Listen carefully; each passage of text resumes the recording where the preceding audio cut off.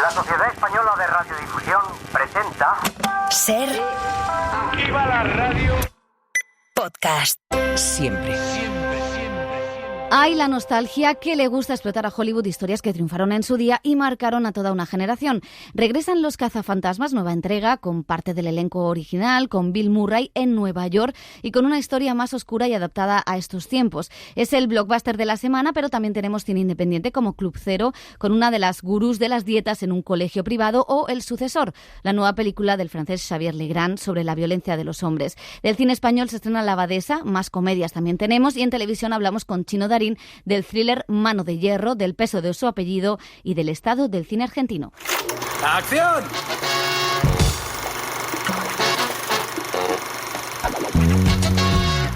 El cine en la SER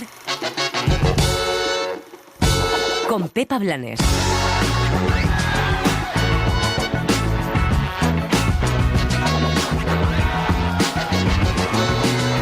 El discurso de Jonathan Glazer en los Oscar pidiendo el alto al fuego en Gaza no ha sentado bien en una parte de Hollywood que ha firmado un manifiesto en su contra. No se sabe en realidad en contra de qué, si de que pidiera que parasen los ataques contra los civiles o que pidiera jamás la liberación de los rehenes. La carta la firman solo 450 personas, judíos de Hollywood. A ellos se suman declaraciones de otros directores como las de Laszlo Nemes, que parece que quieren convertir a Glazer en un enemigo y en un antisemita. Es lo que les pasó hace años también a Javier Bardem y a Penélope Cruz cuando pidieron la paz en la zona, que el Hollywood más rancio, John Boyd, salió en tromba contra ellos. El problema es que el resto, toda esa industria progresista, liberal, abierta y comprometida, está callada, dejando que uno de los mejores directores que tenemos vaya a convertirse en alguien vetado por los grandes estudios y los streamers. Paradójicamente, Glazer está sufriendo lo mismo que denuncia su película, el silencio cómplice frente a lo que no está bien, por miedo o por no querer perder ni un solo contrato.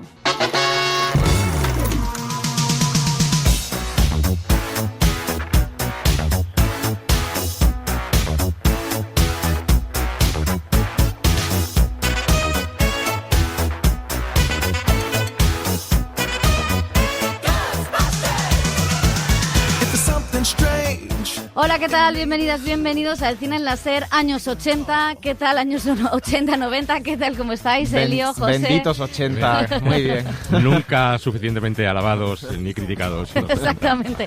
¿Qué sería este programa sin los años 80? Bueno, vamos a seguir.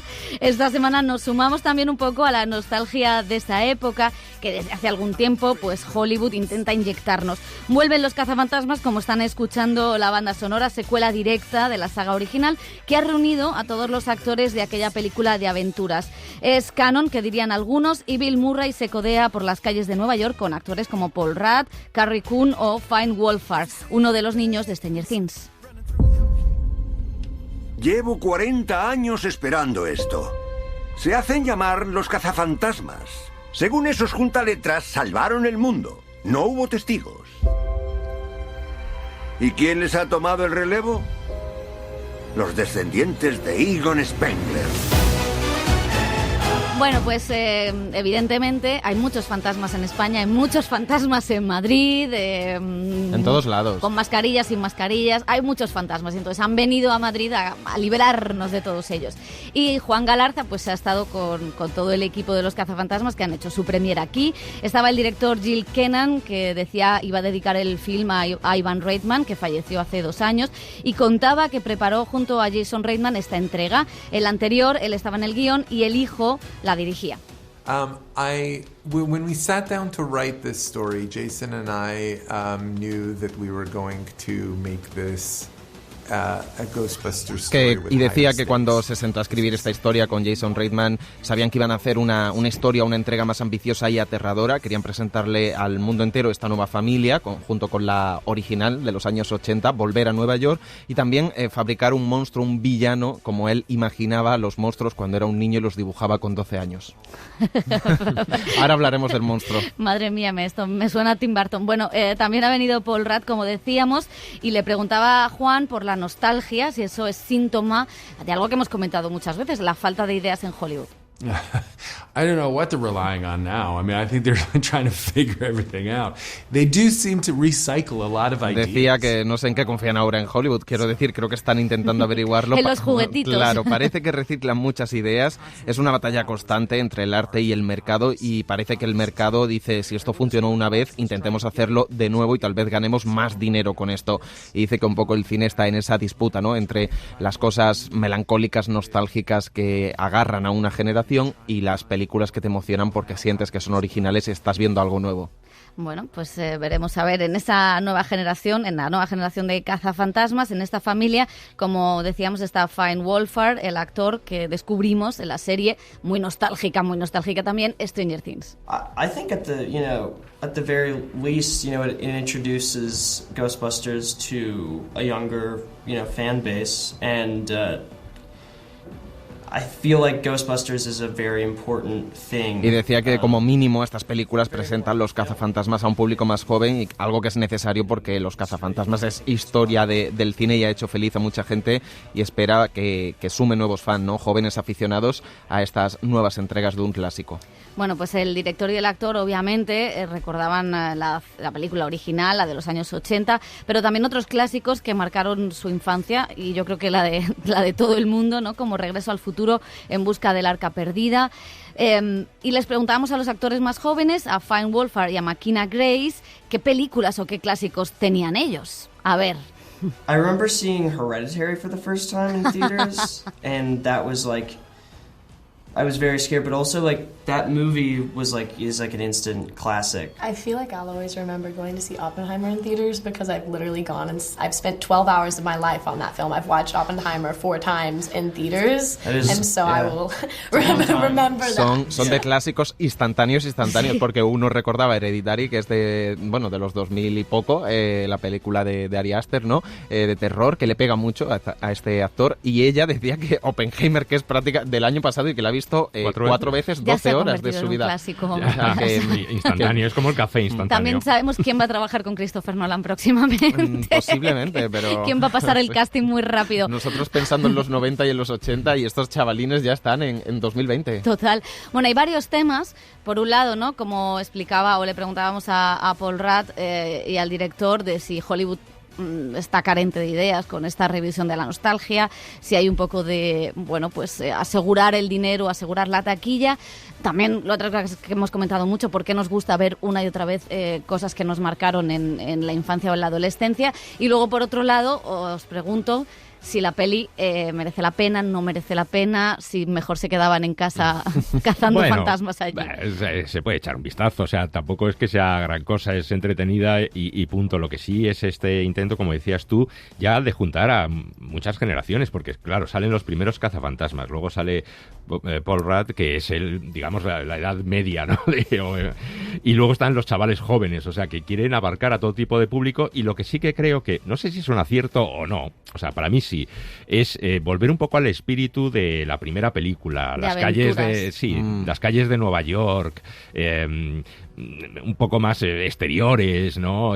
Pues eso, la biblioteca, la estación de bomberos, todas esas cosas icónicas, a mí me parece que recuperarlas está muy bien, es un acierto. Luego lo que pasa es que los argumentos dan para poco, porque al fin y al cabo son los fantasmas, cogerlos, atraparlos, se rebelan, salen... La aventura del héroe completamente simplificada. Sí, y luego hay una cosa, José, que también es interesante, porque claro, aquí en España se ha hablado mucho de ese término machista que es La señora de Cuenca, pero bueno, era una serie que el concepto que gustara a los 5 miembros de la familia, ¿no? Sí. Y aquí un poco, por lo que estáis diciendo, al mezclar esas generaciones... Hombre, es que aquí tenemos abuelos... La señora de Missouri. Claro, tenemos los abuelos, los padres modernos de 40 y poco, ¿no? Sí. Y las madres, y luego ya los chicos adolescentes. Yo creo que no es una película... Intenta recuperar ese espíritu, pero creo que son tiempos distintos. Sí. Y no veo ahora a un público adolescente mucho más cultivado o entrenado desenfrenado en el streaming y en otro tipo de productos culturales, acercarse a algo como Los Cazafantasmas, que creo que se le queda corto a nivel de tanto de diversión como de entretenimiento, como de fuegos artificiales en lo tecnológico. Eso creo que es así, tiene pues ese espíritu chulo de volver a los 80, como decía Elio, a esas calles de Nueva York, en este caso el Imperio Helado, ¿no? Esas calles que intentan congelar toda la ciudad y a la vez destruirla, ese alcalde que está harto de los cazafantasmas, las familias están bien, tienen carisma los actores, hay tramas, subtramas que introducen la diversidad y cosas adaptándose a los nuevos tiempos, pero sobre todo lo que me ha chirriado es que hay una cosa muy bonita de los cazafantasmas, que es lo artesanal, ¿no? La cantidad de artilugios que tienen, que eso se mantiene de los 80, no han sacado una pistola láser súper tecnológica, sino que tiene esa parte... La parte medio artesanal. Cutre, artesanal, que a mí de cachivaches, ¿no? Que a mí me gustaba mucho. Entonces, en esta entrega sobre todo me chirría y no me gusta el villano que crean, que es como un villano súper malo, de hecho creo que es más oscura para ser una película familiar, que es un villano que parece del Laberinto del Fauno, con unos cuernos y un villano medio de película mediana de Marvel, no de las grandes, pero que esos efectos digitales con los artilugios y lo artesanal de la puesta en escena de la película y todo el entorno, ¿no? Y de la estética que tiene, sí que el contraste ese a mí me espanta un poco, ¿no? Porque es como un villano del siglo XXI en una película de los 80. Entonces ahí creo que no está equilibrada la película. Y se echa de menos a Sigourney Weaver. Ya eso, he dicho antes que estaba todo el encuentro menos ella, que estaba en los Goya en ese momento y no pudo seguramente. Sí, porque la rodaron ayer. Exactamente. Lo que tiene la IA, que va todo muy rápido. ¿Y Mr. Murray? Bueno, tiene un par de escenas, pero siempre es muy agradable de ver, ¿no? Y Dan Aykroyd tiene más papel dentro de la película que Bill Murray, pero bueno, verles no está mal del todo. O sea, sí es verdad que... Es como tierno verlos. Sí, hubo otra secuela en 2021 que solo tenían un cameo, como que jugaban a eso, jugaron con la expectación del cameo. Y aquí se ve que habrán comprobado que es útil sacarlos. Son necesarios. Total. Pues la semana nos deja también una estrategia curiosa, bueno, que ya viene poniendo en práctica Disney Plus, que es la vuelta de algunas películas de Pixar que en su momento se estrenaron en la plataforma porque estábamos en pandemia y que ahora se reestrenan en cine. La expectación aquí, más que hablar de ellas o verlas, está en saber, pues la semana que viene, qué taquilla van a hacer después de que las familias la hayan visto en la plataforma. Esta semana le toca el turno a Luca. Podemos ir donde queramos, hacer lo que sea. Solo tenemos que estar juntos. Los desvalidos debemos cuidarnos entre nosotros, ¿no? ¡Los desvalidos! Bueno, pues vamos a seguir con Los niños de Winton. Es un drama protagonizado por Anthony Hopkins, Helena Bonham Carter y Jonathan Pryce. Un corredor de bolsa que ayudó a rescatar a cientos de niños de los nazis vive atormentado por todos aquellos a los que no pudo ayudar. Miles de refugiados abandonados, viviendo en condiciones desesperadas y a merced de la inminente invasión de Hitler. Aquel joven que se llamaba Nicholas Winton decidió que había que hacer algo. Y así logró rescatar a 669 niños. Este es su álbum de recortes. El director James House destaca el coraje y la valentía de este héroe anónimo para rescatar a todos esos niños a los que nadie ayudaba. Nobody was helping the children in Czechoslovakia. There was no Kindertransport from that part of the world. And through a process of determination and bullishness and extraordinary endurance, he managed to pull together this team of volunteers. Bueno, pues hablaba de cómo consiguió poner a todo ese equipo, ¿no?, para salvar a estos niños, que recuerda en lo que es la premisa, luego evidentemente no, y la forma en la que lo desarrollan me parece demasiado convencional, ¿no?, y que quizás solo destacan pues la potencia de la historia y las interpretaciones. Me gusta lo del trauma de aquellos a los que no pudiste ayudar, ¿no?, que es verdad que es cierto que muchos supervivientes, incluso de la guerra civil, estuvieron callados, no hablaron durante décadas, ¿no?, por todo lo que eso suponía, pero recuerda a la lista de Schindler, aunque pues ya quisiera, ¿no?, tener esa propuesta formal. Sí, pero yo creo además es muy oportuno en estos días ver los refugiados, ¿no? Y parece que son gente que a muchos les molesta, ¿no? A los políticos les molesta, a los gobiernos les molesta, ¿no? Ya sean de Siria, ahora de Gaza o de Ucrania, ¿no?, que están ahí, es un problema, ¿no? Y lo importante que es ayudarles, ¿no? Pongámonos en su lugar. O sea, que Pero... hay una guerra y de repente te quedas sin nada o sin la posibilidad de nada y tienes que salir con pocas cosas y buscarte un poco la vida, ¿no? Entonces... Y hay una cosa, porque, claro, refugiados fueron... O sea, imagínate si a Hannah Arendt no se le hubiera ayudado a ser refugiada, ¿no? O a Billy Wilder. Quiero decir que refugiados, de los refugiados hay... Es una cosa clasista esto, pero quiero decir que quizás es un argumento que solo sirve para convencer a algunos, pero bueno, es que eso es real. O sea, es que los refugiados son personas. Sí, son personas, hombre, claro. Es que parece, eso deshumanizamos, los ponemos todo en un bloque y como si un efecto colateral de la guerra, ¿no? Entonces, bueno, a mí eso me parece que es muy importante verla, aunque la película, como dices, no tiene esa profundidad que de la lista de Schindler otras es un poco plana, pero bueno, ver a Anthony Hopkins haciendo de este hombre en su edad ya de anciano, y luego pues eso, recordar que lo importante que es salvar una vida, ¿no? Que es una reflexión también se hacía en la lista de Schindler, ¿no? De quien salva una vida salva a toda la humanidad, ¿no? Sí, a mí es verdad que es como un poco formulaica, ¿no? Es Sota Caballo y Rey, la película como está organizada, y quizá los flashbacks es lo que menos me interesa, porque teniendo a alguien como Anthony Hopkins que en la pantalla es inmenso y le ves ese trauma, ese dolor, no saber cómo repararlo, no saber qué va a hacer con lo que hizo como legado, ¿no? Con todos esos documentos, y sí que me sorprendía lo organizado que era a la hora de clasificar a los niños con las fotos, ¿no? Cómo lo organizaba todo para la adopción de familias, la acogida de familias, y cómo todo esto quedó documentado en ese libro,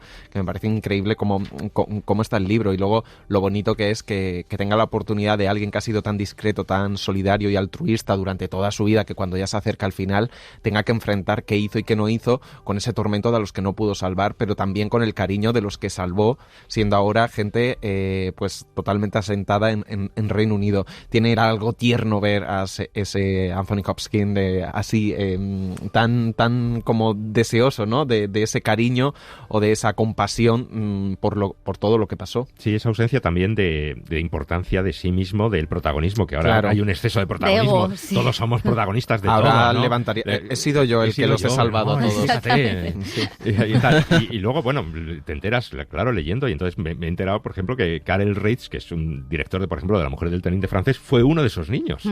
Fue uno de esos niños que sacó este hombre de Checoslovaquia, luego se sentó él en Inglaterra, hizo su carrera cinematográfica, ya murió en el año 2002, pero bueno, que es verdad, o sea que luego les tenemos que poner casi a todos esos supervivientes pues nombres y apellidos para ver eso, la importancia que tiene cada persona. Total. Bueno, vámonos al cine francés con El sucesor. Es una película que vimos en San Sebastián y que firma Xavier Legrand. Barajamos varios títulos.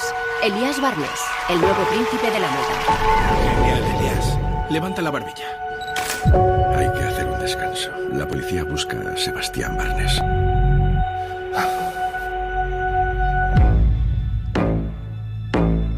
Tu padre fue alguien trascendental. He intentado no ser como él. Al director reconocimos con su premio a Mejor Dirección en Venecia, con Custodia Compartida, y de alguna manera que también indaga en la violencia contra las mujeres. Lo hace con una propuesta diferente. Un joven director artístico de una casa de modas vuelve a casa de su padre para organizar su funeral, pero descubre que en el sótano hay algo oculto. En fait, j'avais envie, je m'étais fait une réflexion après avoir terminé Jusqu'à la garde, avoir fait beaucoup de promotion. Reflexioné después de terminar Custodia Compartida y de toda la promoción sobre el hecho de que usamos mucho esta expresión de violencia contra las mujeres. Es un tema del que hablamos mucho y en esa expresión me planteé que todavía hay una especie de negociación con el problema. Es decir, en la violencia contra las mujeres, el personaje principal de quien surge el problema es el hombre. Por eso me planteé que es la violencia de los hombres de la que deberíamos hablar. De ahí que quisiera preguntarme cómo el patriarcado y la violencia masculina pueden afectar a los hombres, a los hijos, a los hermanos. ¿Cuál es la herencia que nos llega a los hombres de 40 años de nuestros padres o abuelos de otra sociedad donde el patriarcado era el dominante? ¿Cómo hacemos para vivir con ello? Y también es simbólico ver cómo, de hecho, los hombres incluso hoy en día tienen dificultades para hablar de ello y guardan mucho silencio. Encore aujourd'hui ont du mal à en parler et gardent beaucoup le silence finalement.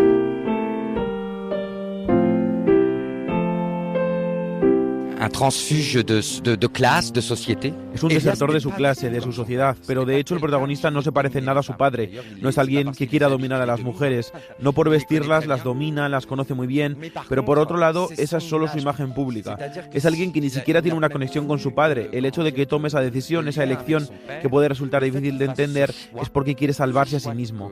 Es decir, no quiere a este padre que lo rechazó, ni a un fantasma post-mortem que viene a destruir su vida. Se quiere salvar a sí mismo y muy a su pesar, se produce de alguna forma que la víctima, sin saberlo, se convierte en el verdugo. Quelque part, la victime devient, malgré lui, le bourreau.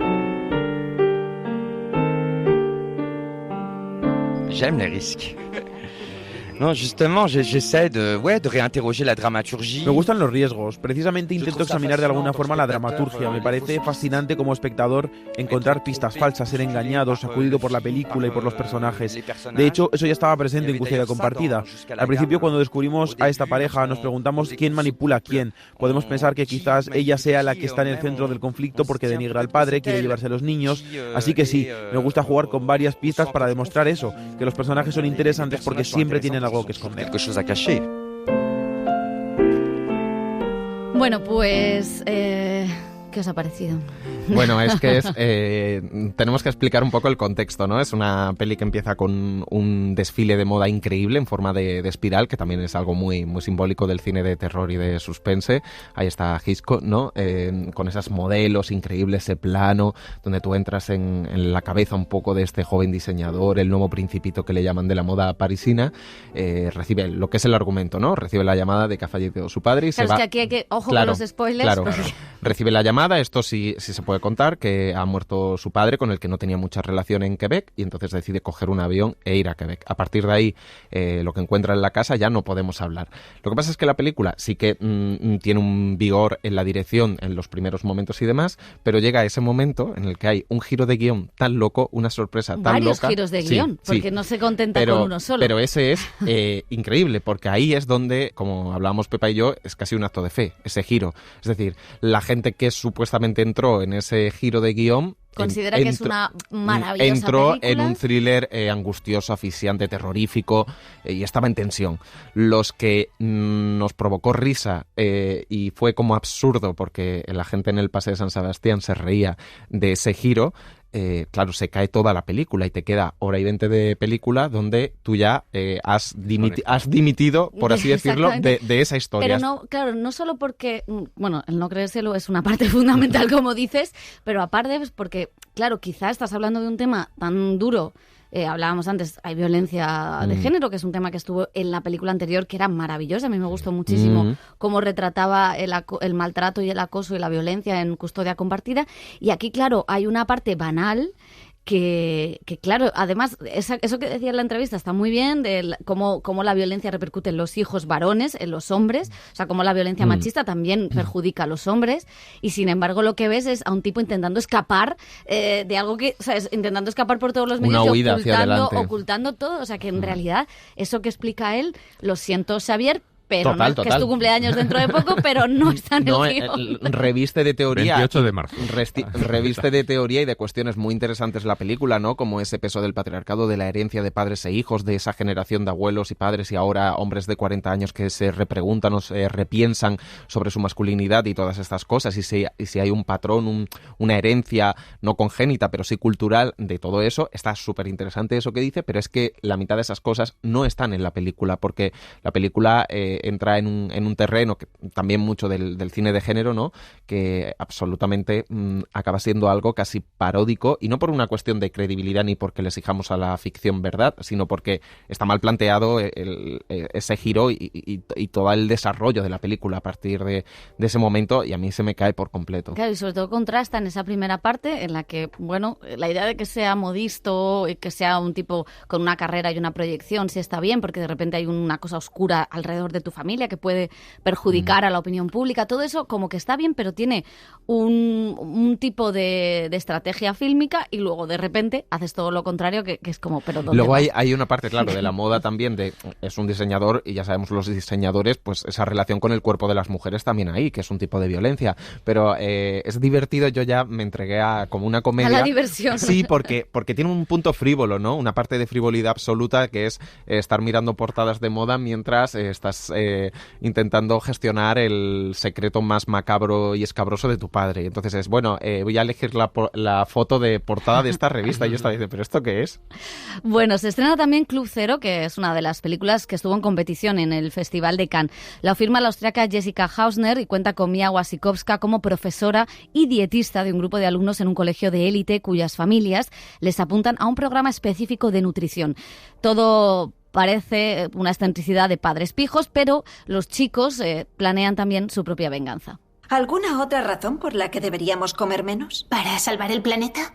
Sí, pero no solo eso, Helen. Hay otra razón por la que deberíamos comer menos. El cuerpo inicia un proceso de autolimpieza. Si no recibe ningún alimento durante un largo periodo de tiempo, las células empiezan a desechar residuos innecesarios y a renovarse. El proceso se denomina autofagia. La directora de títulos como Little Joe o Lourdes contaba que más que una película sobre los trastornos alimenticios, que también era sobre la obsesión por la comida que vemos a través de Instagram. No diría que es una película sobre trastornos alimenticios, quizá más sobre la manera de seguir la nutrición como si fuera una religión, un acto de fe. Me interesaba mostrar cómo puede influir una idea concreta en los jóvenes. Las creencias hacen que tomemos unas decisiones concretas y esas ideas pueden ser manipuladas o muy radicales. Eso es tremendamente peligroso. Quería mostrar eso. It can end dangerously or devastating. I also think I sort of design images. Me encanta también diseñar las imágenes. Me veo a mí misma como una pintora y los colores y el vestuario es una parte crucial para mí en la creación de las películas. Trabajo de manera conjunta con Tania Hausner, la directora de vestuario, y con el director de fotografía. Creo que juntos hemos desarrollado un estilo visual determinado, que también busca el realismo, pero tiene un lado artificioso. Quizá en esa película todavía más. No quería mostrar ni un lugar ni un tiempo específico porque prefería que la historia fuera atemporal y universal. Bueno, pues este flautista de Amelín con Mia Wasikowska, en la que yo también dejaría de comer. Yo quiero pegarle todo el rato a esta gurú de las dietas. La verdad es que tiene un punto de partida muy interesante por estos colegios. Hay una cosa de clase, indudablemente, en la película, estos colegios pijos, donde también escuchan los cantos de sirena de las nuevas gurús de la alimentación, las nuevas dietas, milagro, la relación, no tanto por la relación con el medio ambiente, de hecho algunos alumnos es muy gracioso que le dicen, no, es que yo quiero comer de otra forma para que todo sea más sostenible, y ella dice, sí, eso está muy bien, pero aquí vamos a lo que vamos, ¿no? Entonces sí que tiene un punto de partida muy interesante, incluso la estética, que es algo que explota mucho esta directora, Jessica Hausner, así un poco Wes Anderson, ¿no? Podríamos decir, con los colores, con el diseño de vestuario, la forma en la que también diseña los ambientes en las casas de los padres, donde se ve los padres pijos con todo a juego, el chico becado, ¿no? Más de clase obrera, donde la madre le coloca el plato de garbanzos, básicamente, y tiene cosas interesantes. Lo que pasa es que a mí la idea se me agota como a la hora de esa relación, ¿no? Sí que explora bien lo que es la adolescencia, esa persuasión tan permeable que pueden tener los adolescentes a algún tipo de ideas, que conecta, como decía Pepa, con un flautista de Amelín, pero también puede conectar con la radicalización que hemos visto. Bueno, de hecho, ella tiene una película que es Lourdes, en la que Léa Seydoux y otras jóvenes acuden al santuario de Lourdes, y son jovencitas, y en las que, claro, es toda esa comedura de tarro, ¿no? De creer en los milagros, cuando esa película es mucho más cruel que esta, pero es tremendo ese proceso, ¿no? Creo que ahí está el interés, sobre todo, de la película, que es colocar algo que todo el mundo rechaza, que es una radicalización, por ejemplo, religiosa, yihadista, o como quieras llamarlo, que hemos visto en la ficción y en películas, acercártelo a algo que está operando de la misma manera, con básicamente los mismos códigos que un imán en una mezquita, que una profesora de dietética y nutrición en un colegio pijo, pero que eso lo consumimos a través de las redes sociales o en Instagram, y asumimos que no es un proceso de radicalización o de persuasión de los jóvenes hacia cosas peligrosas, ¿no? Entonces tiene esa parte interesante. Que es muy interesante, sobre todo en estos momentos de ayunos intermitentes y de muchas dietas en Instagram, que además la estética son los colores que suelen brillar en las redes sociales. A mí no me gustó mucho el juego que hacía con la estética en Little Joe, porque creo que simplemente era un lucimiento personal y no tenía nada que ver. Aquí me parece que es muy significativo porque al final son ese juego de colores, son los que usa la moda, son los que usa el cine, que son sitios donde los trastornos de la alimentación son más acuciantes porque la idea de la belleza del cuerpo están mucho más presentes. Entonces, a mí me gusta cómo mueve la entrada en un círculo vicioso, que son las enfermedades o los trastornos de alimentación, que es que empiezas, ¿no? Hasta que llegas a una idea muy radical como esta película.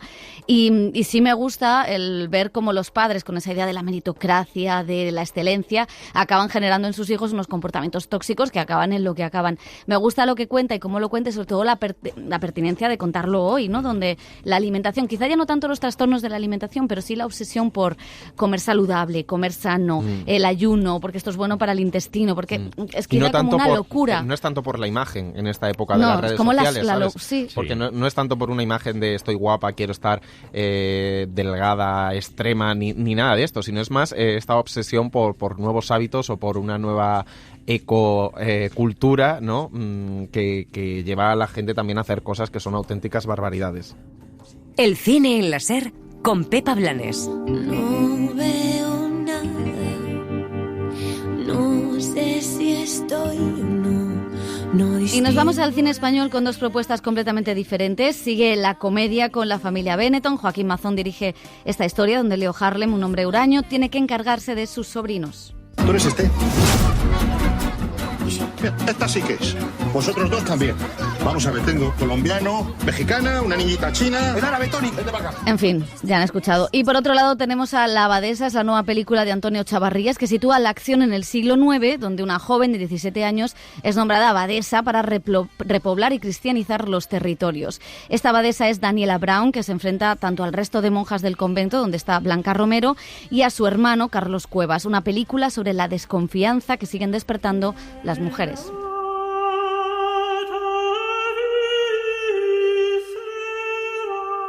Yo, en un viaje que hago, voy a llevar a regalar un libro sobre Cataluña a un amigo mexicano que se interesó. Dice, tráeme algo. Y era un librito pequeño y en el vuelo lo fui ojeando y de pronto vi 2 párrafos que hablaban de una chica que se llamaba Emma, que a los 17 años se muere su padre y la hacen abadesa. No sé si estoy preparada. No estáis sola. Dios os acompaña. Acudid a Él en los momentos de duda. Siempre estaréis bajo su mirada. Y decide ejercer un poder que nadie esperaba que ejerciese porque eran poderes simbólicos. Y un abad sí que ejercían y además algunos fueron de una forma muy potente y ella decide ejercer ese poder que está reservado a los hombres. ¿Y cuándo empezarían esas normas? De forma inmediata. Admiro mucho lo que estáis haciendo por esas gentes y soy la primera en sorprenderme por lo que estáis consiguiendo. Pero es vuestra lucha y no todas estamos dispuestas a seguir vuestro camino. No es mi lucha y solo hay un camino, el de la obediencia. Y tiene 17 años y está creciendo a todos los niveles y está descubriendo un mundo. ¿Y cómo mantiene esa determinación de tomar decisiones? Uno de los papeles que quería hacer era de monja en mi vida, pero creyente. Entonces me creó un conflicto porque yo sí creo en Dios y Eloísa no. Y me gustó al final ser la monja rebelde, ser la monja que da el contradiscurso, pues porque va más quizá con lo que yo puedo aportar al personaje. Hermanas, siempre nos hemos respetado hasta hoy y así debe seguir siendo. No entiendo por qué queréis sacrificar nuestra libertad y por qué razón queréis imponer vuestra forma de servir a Dios. Porque en esta abadía se ha olvidado a Dios. Pero yo fui testigo de Jehová, me sé la Biblia de pe a pa. Iba a las reuniones, predicaba por las casas, era de estos que van a tu casa el domingo a las 9 de la mañana, yo fui de esas.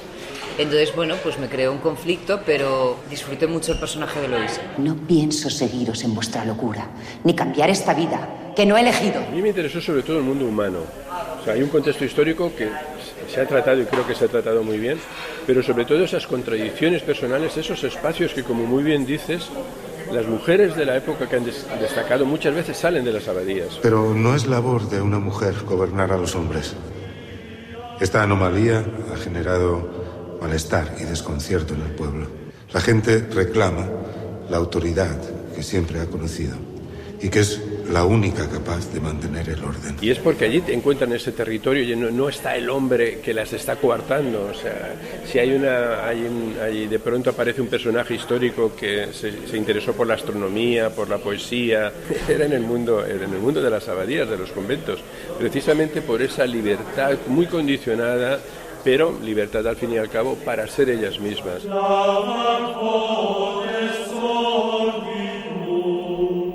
Y terminamos con una recomendación, una comedia argentina de Mariano Linás, director de La Flor, guionista de Argentina 1985. Clorindo Testa es el nombre de la película y también el de un famoso arquitecto y pintor que él conoce porque el padre del director tenía un libro sobre él. Una original película sobre el paso del tiempo, la amistad y la familia. Mi madre cuenta que cuando yo nací, Clorindo Testa, bromeando sobre la nariz de mi madre y la de mi padre, que según él iban a dar por resultado una tercera formidable nariz, hizo un dibujo. En ese dibujo se ven dos narices iguales, una próxima y otra remota, perdiéndose en la lejanía.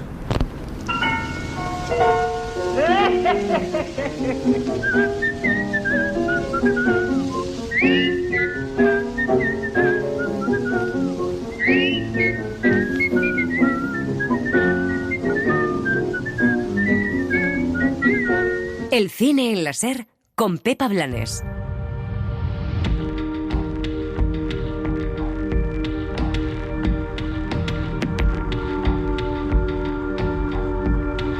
Las series. Si nos fijamos en televisión, las series españolas sobre narcotráfico no son pocas, por algo serán. Desde que hace 6 años Fariña nos contara los años más duros de la droga en Galicia, han ido llegando con cuentagotas otras, como por ejemplo El Inmortal, Operación Marea Negra o Vivir sin permiso. Ahora tenemos una más, Dani Garrán, ¿qué tal? Muy buenas, yo ya no distingo, entre narcotraficantes de la ficción española. ¿Dónde se trafica y dónde? Entre narcotraficantes en la ficción y narcotraficantes en la realidad. Bueno, y Griselda, que está ahí en nuestros corazones. Mano de Hierro es esta nueva ficción de Netflix de la que vamos a hablar, que transcurre en el puerto de Barcelona y sus protagonistas son los estibadores. Sí, es una historia familiar de ambiciones y venganzas con el negocio del narcotráfico portuario detrás. Luis Quile, director de la película Bajo Cero, está detrás de esta ficción que cuenta con un elenco de primeras figuras del audiovisual español. Eduard Fernández interpreta al propietario de la principal terminal del puerto y mueve los hilos de los demás, de Jaime Lorente, Natalia de Molina, Enrique Auquer, Chino Darín, Daniel Grau o Ana Torrent. 40 años llevo en el puerto y han cambiado muchas cosas, menos una. Las ratas. Había ratas antes de que yo llegara, hay ratas ahora y seguirá habiendo ratas cuando yo falte. Por eso hay que mantenerlas a raya, porque son un foco de enfermedades. La peor de ellas es la codicia. No tiene cura.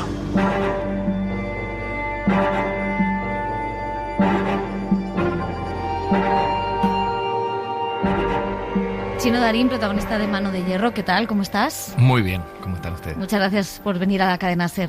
Un placer. Protagonizas junto a un plantel de actores maravilloso, Mano de Hierro, que es un poco como esa segunda temporada de The Wire, ¿no? En el muelle, pero en el muelle de Barcelona. Todo el mundo me lo mencionó, pero la verdad es que yo no vi la segunda de The Wire. Muy bien. Pero confío en vuestro criterio. Sí, hombre, para comparar una es cosa bueno con la porque The Wire es una de las mejores series de la historia, con lo cual... Eso dicen, pero... No. Bueno, hay que ver. Nos falta es subjetivo el ranking. Una segunda temporada con un sindicato de estibadores. Vale, sí, es una opción, sí. Es una idea. Pero sí, todos me dijeron que tiene que ver con la ambientación de esta segunda temporada de Wire, ¿no? El contexto, a eso claro, te refieres. Esos containers, la corrupción en el puerto, cómo se produce todo eso. Ah, vale. ¿Cómo llegas tú a este proyecto sobre corrupción? ¿Cómo te llega? Con un sobre debajo de la mesa. No. Esto es muy español, te voy a decir. ¿Sabes? No, bueno, por lo de la corrupción. No, tuve una reunión con el director. Y entiendo que fui uno de los últimos convocados, porque en aquella reunión me acuerdo que casi todo, creo que todos los nombres que me mencionó de actores y actrices que tenía seleccionados para los personajes fueron finalmente con los que terminé trabajando. Así que así fue. Me reuní con él, me habían pasado algún guión, me contó un poco de qué iba la historia, me adelantó el elenco y me resultó atractivo, la verdad. El elenco era espectacular desde el vamos y lo es a día de hoy. Incluso Porque lo que se ve, siempre pasa esto un poco, que somos como la punta del iceberg, pero realmente es un elenco muy grande de muchos lugares. Hay mexicanos, italianos, hay gente de todos lados y son todos buenísimos, así que fue entusiasmante trabajar con ellos. ¿Y qué te parecía jugoso o interesante de este personaje, ¿no? Que se mueva ahí en una sospecha, en una línea difusa? Hemos visto algunos de los capítulos, pero... No queremos hacer spoilers. Vale. Que luego claro. Netflix nos la lía. O sea, el señor de Netflix nos la lía. Es complicado, de hecho, hablar de mi personaje sin hacer mucho spoiler, pero lo que se puede decir es que lo vamos a descubrir siendo varios atractivos tenía el personaje, porque la verdad es que en todas sus facetas para mí tenía cosas interesantes de trabajar y de descubrir. Empieza siendo un gruista dentro del grupo de estibadores de la terminal portuaria que maneja Joaquín Manchado, que es el protagonista de todo esto, el personaje de Eduard Fernández.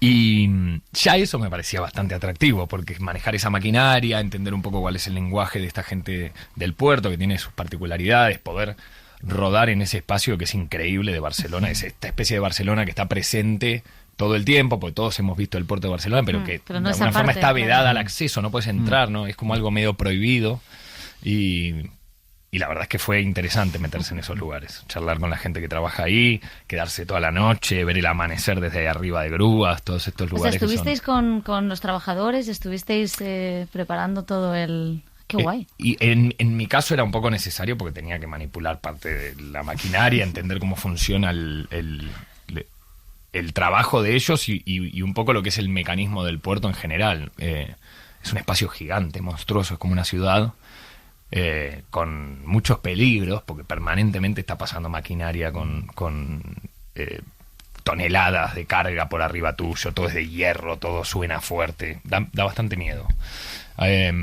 Pero bueno, sí tuve la oportunidad en realidad de interiorizarme un poco de cómo es el trabajo de los gruistas y los estibadores en general. Tuvimos que emular y replicar muchas de las cosas en pantalla, con lo cual era importante saberlo. Y de alguna forma tuvimos el puerto para nosotros en ese sentido. Entonces sí, nos fueron llevando de la mano y mostrándonos un poco los detalles y secretos portuarios. Y es una serie que habla de la corrupción, pero corrupción sistémica, no solo política, ¿no? La que todos podemos caer en ella, de la sed de venganza, de la avaricia, también dentro de la familia, la que se genera a diferente escala. Al final parece que todo va abocado a la corrupción. ¿Por qué este énfasis en tratarla de muy diferentes maneras? La verdad es que no sé muy bien. Tiene varios... Cuando uno habla de lealtades y traiciones o de cosas humanas, la corrupción es medio parte de este material. Es verdad que cuando hablas de cuestiones de dinero, de cargas, de terminales portuarias, parece ser una corrupción muy identificable, muy de titulares, muy de noticias, pero me da la sensación de que la corrupción es un poco como la corrosión, en definitiva, ¿no? Es algo que está en las entrañas del ser humano en general, en el ambiente que sea. Y la serie habla un poco de esto, no solo en lo específico de lo que es el tráfico y de lo que es toda la operativa, sino también me parece que es algo inteligente, que es que el centro y el núcleo de esta historia es una familia, con sus luces, con sus sombras, con sus secretos, con las cosas que se dicen y con las que no se dicen, y el mecanismo por el cual van peleando o disputándose entre ellos el poder y el cariño de uno y otro es muy rebuscado y es parte fundamental de la trama. Entonces creo que la corrupción va un poco también a estos espacios más íntimos que tienen que ver un poco con el trato de pares, de iguales, de familiares, y no tanto de la escala portuaria, que es la que uno se imagina, que es un poco la fachada de la serie, pero me parece que cala ahí. Me parece que es interesante la corrupción en el sentido de que es un dilema ético, moral, al que todos estamos expuestos de una u otra manera y del que todos tenemos una opinión irrevocable hasta tanto se demuestre lo contrario, ¿no? A priori no creo que a nadie vos le preguntes, ¿sos corrupto? ¿Serías corrupto? Y te diga, sí, soy el primero. Todo lo contrario, y sin embargo vamos descubriendo permanentemente que el mundo está lleno de pequeñas corrupciones, incluso de uno con uno mismo. Entonces, bueno, me parece que en ese sentido es interesante. Me había quedado decir una cosa del personaje Víctor, que es que si bien lo vemos en este puerto, después vamos a descubrir que hay otra faceta de él que es una cara oculta, y vamos a entender que él está metido en este lugar. Un poco porque pertenece y otro poco porque tiene otras intenciones. Y decías que te habías reunido con Luis, con el creador, pero ¿cómo es ese momento? ¿Cómo es el Chino Darín creador como actor cuando llega a su casa con el guión? No sé si has desarrollado una técnica, eres de los que das vueltas por la casa, mucha prueba y ensayo. Hago de todo. ¿O confías mucho también en una intuición, algo orgánico? Bueno, confío mucho en una intuición a priori y después me armo una hoja de ruta. Trato de entender qué cosas son las que me separan y qué cosas son las que me emparentan con el personaje para entender un poco cuál es el trabajo que tengo por delante. En este caso había algunas características que eché mano de trabajos anteriores o investigaciones anteriores, con lo cual a veces hay cosas que te sirven de cosas que ya estuviste investigando y que por ahí son decisiones que no tomaste y quedan ahí para que les eches mano en algún momento. Y por otro lado había un mundo inexplorado que es un personaje por el que camina casi solo este personaje, ¿viste? Y en definitiva nunca tenés un caso. Hay algunos personajes que te dan te permiten diseñarlo como vos quieras y no basarte en nada en particular. Sí, evidentemente todos tomamos referencias y nos inspiramos en el mundo real o ficticio, pero eso es inevitable. En este caso, yo tenía un par de cosas que me preocupaban de inicio, como trabajo, tarea para la casa, lo cual me llevó a trabajar con una coach en Barcelona con la que trabajo mucho, que es Raquel Carballo. De hecho, hoy hablé con ella, le mando un beso grande, estará contenta, espero que le guste el trabajo. Que es una coach de acento castellano. Y después toda la parte policial, si se quiere, o de acción que estos personajes tienen esa particularidad, que es que lo ideal sería que no te lastimes y hay peligros por todos lados, entonces llevan una carga extra. Pero después, en este caso, me determiné a diseñar la parte interior de este personaje un poco en las conversaciones con el director, en lo que había en el guión y en lo que podría venir, porque hay cosas que se componen de flashbacks y cosas que todavía estaban ahí a punto de definirse, que una vez tiene que tener cierta cintura para poder amoldarse, ¿viste? Sobre todo en estos formatos de serie donde a veces la escritura está caliente todavía. Así que nada, en este caso no. La investigación tenía más que ver con el ámbito portuario, con el ámbito policial, y lo demás estaba para crear un personaje ahí medio infiltrándose en esta familia, si se quiere, o vinculándose sobre todo con el personaje de Natalia y de Jaime, que tienen un pasado en común y había que construir un poco ese mundo portuario adolescente y confiar en que por ahí hay otros actores que hacen parte de los personajes, ¿viste? Entonces son complejas estas cosas que uno empieza a decir, somos varios los que hacemos el personaje, entonces uno no tiene la potestad total para definirlo, ¿viste? Hay que ir amoldándose. Y decías lo de la coach, ha sido difícil porque súper, siempre. Sí. Para mí es dificilísimo. Siempre que no, pues está calcado. Pues me alegro que me lo digas. Pero la verdad es que siempre es muy complicado y en el camino se fueron tomando. Eso es lo primero que me da. Lo primero que pregunto. Entonces, ¿qué hago yo acá? ¿No? Si el personaje. Pero bueno, me prometieron algunas cuestiones argumentales para fortalecer esas dudas sobre el personaje.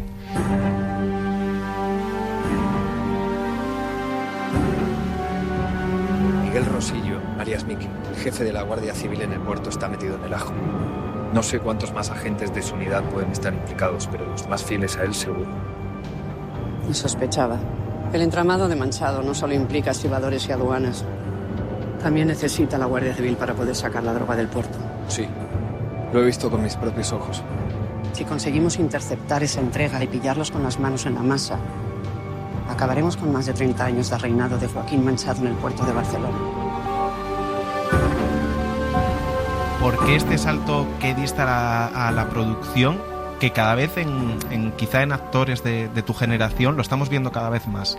Estar involucrados en los proyectos, querer tener algo de mano, ir sacando historias que le gusten, con directores afines. Bueno, yo empecé por ahí.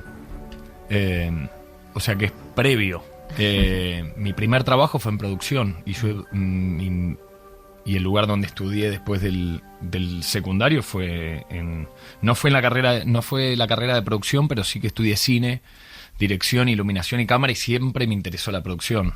De hecho, la primera vez que trabajé en mi vida fue en un equipo de producción. Entonces, de alguna forma es retomar eso, pero sí que tiene que ver con una, si se quiere, necesidad de tener control creativo sobre algunos proyectos, o incluso de poder motorizar algunos proyectos que le puedan a uno venir a la cabeza o con los que uno pueda soñar y llevarlos a la pantalla. Me parece que está bueno soñar en ese sentido y poder ejecutarlo. Es muy satisfactorio cuando las cosas salen bien, que hasta ahora, por suerte, nos vienen saliendo distintos proyectos, cada uno a su manera, pero estamos muy contentos con cada uno de los proyectos que fuimos haciendo en Kenia Films, se llama nuestra productora. Y entonces lo siento como algo medio, casi como algo obligatorio en mi vida. No me busco el porqué. Al contrario, digo, ¿por qué no? ¿Por qué no hacerlo? Me parece que es algo que siempre me interesó, que siempre me gustó el detrás de cámara. Mi padre, como todos sabrán, es actor, mis abuelos eran actores, mi tía es actriz, mis primos son actores, y hay algo de estos espacios que vengo transitando desde chico que siempre me gustó, y no necesariamente tiene que ver con el salir en una pantalla, sino con entender cómo funciona el resto de la parafernalia y el equipo técnico y cómo se hacen las cosas. Siempre me gustó el libro de cómo funcionan las cosas, digamos, y en el mundo del cine, para entenderlo hay que pasar un poco por estos otros espacios. Así que es una motivación personal que tengo desde hace mucho tiempo. Después esto hizo que conformáramos todo en una productora, con mi padre, con mi socio Federico Posternak, que de alguna forma es la piedra angular de todo esto, porque es el productor de verdad, de pura cepa, entonces que sin él no podríamos. Y nos lo pasamos muy bien. La verdad es que tenemos la suerte de tener proyectos muy interesantes entre manos y de poder vincularnos con gente que admiramos y con la que nos gusta mucho trabajar. Y es un poco la premisa de la productora, también tratar de trabajar con gente con la que disfrutemos trabajando y en la que confiemos no solo en su talento, sino también en su don de gentes, que es algo en lo que uno no siempre puede confiar cuando no arma los equipos personalmente. Tal cual. Y tú que vienes de una familia de artistas, como acabas de decir, no sé si al principio has sentido un poco de presión por llevar el apellido que llevas, si con el paso del tiempo y con todos los proyectos que has ido sacando adelante te has liberado, o no sentías esa responsabilidad del principio. ¿Cómo ha sido eso? Sí, creo que había algo en el principio que me pesaba bastante, sobre todo en cuanto a lanzarme al mundo de la actuación en particular. Con la producción nunca me pasó, porque era de alguna forma un terreno inexplorado en la familia, entonces también puede que eso también me haya acercado a ese lugar de forma mucho más espontánea o natural. Sí que en el territorio de la actuación tenía otros pruritos para meterme en aquel momento, por eso empecé estudiando distintas cuestiones, iba a un taller de teatro y me costaba un poco meterme en ese mundo, me daba mucho respeto, pero siempre supe que lo iba a hacer, que tarde o temprano lo iba a intentar, lo iba a encarar, me iba a arriesgar a que funcione o no funcione, o que me critiquen o que me destrocen, pero que iba a necesitar hacerlo. Siempre lo tuve bastante claro, pero me pesaba bastante de chico.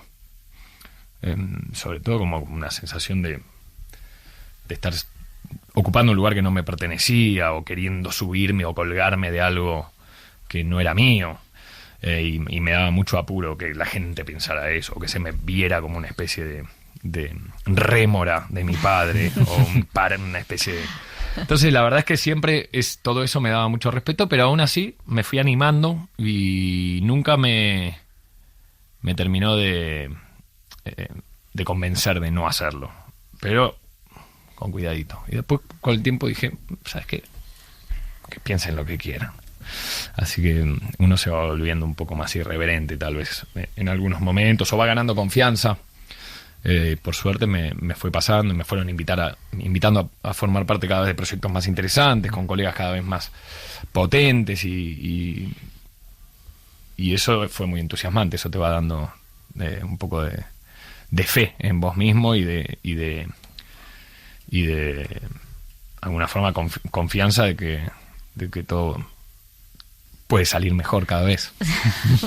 Pues sí, además me parece una carrera interesante la tuya, porque además esta cosa de Madrid, Buenos Aires, no sé, creo que aporta mucho también, ¿no? El vivir las dos industrias, los dos acentos bien logrados.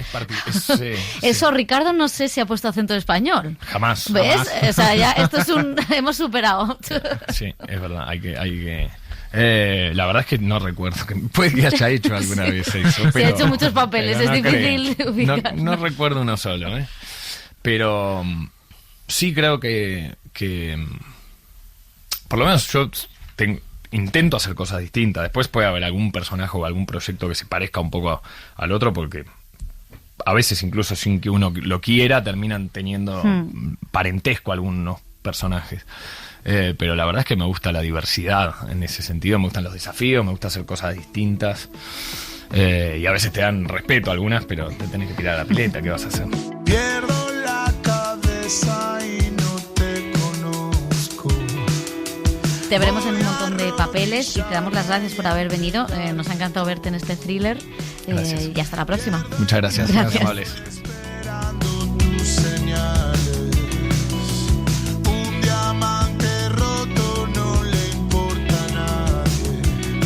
El cine en la SER con Pepa Blanes. Todo por vos, vos, vos. Brilla tu belleza en este mundo muerto. Puedo salvar todo, ya tengo el dinero. Pierdo el tiempo esperando tus mensajes. Sabes lo feliz que sos en mis sueños. Pierdo por vos. Suscríbete al Cine en la SER. Escúchanos en directo en la SER los sábados a las 7:30 de la mañana y los domingos a las 3 de la madrugada.